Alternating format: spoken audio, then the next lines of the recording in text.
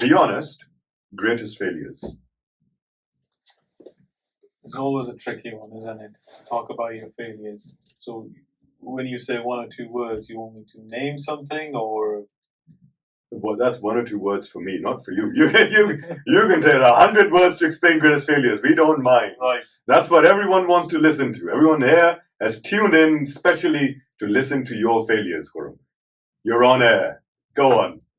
So the greatest failure is not realizing when to let go of things and then just carry on with things. And that actually has led to one of the businesses I won't go into the details, but you just carry on, you keep believing, and then there comes a point after that, you know that deep down it's failed, but you don't want to accept it. Okay. And being a CEO, you don't want other people to find out that you have failed.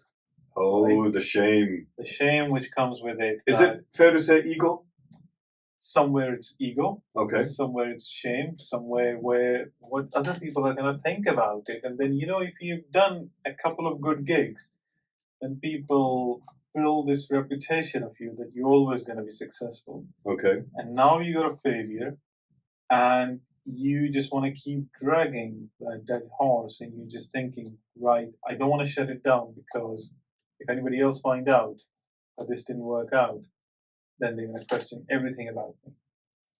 And then sometimes you have to cut your losses. You have to put up your face, brave face out there, and you go and accept it that, you know what, I'm not always right. Sometimes I can't get things right. And then you just accept it. And that is one of the things which I find it most challenging, to accept that you're wrong, to accept that you're not always going to be successful. You're going to have some failures. Right. So emotional attachment? You do get emotional attachment. Okay. One of the construction project I was involved with, I got too emotionally attached. I wanted things to be done in a certain way. Okay. And then one thing I always do is I listen. I absolutely listen. Before I start saying anything, I listen what other people have to say. Because there's always someone who has something which you valuable, which you can get. And then if you just keep talking and talking, then you're not going to get that opportunity to listen to the people and then get that. So there was one construction project I was involved with, and I just wanted it to be so perfect and everything. And then this guy gave me a very valuable piece of advice. He was like, don't look at it as the house you're going to live in. It's not your house. You're going to sell it. So you need to make it more practical to attract the wider people, that they're the more buyer who would like to buy this thing rather than how you would like it to be. Okay. So that's where I learned that you need to have that emotional detachment. I'm not saying you're going to compromise on quality. That's a different thing.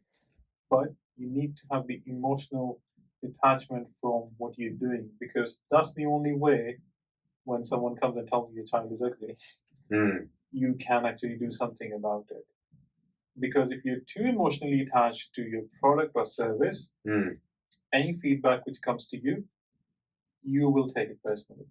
And that's the first thing to go wrong.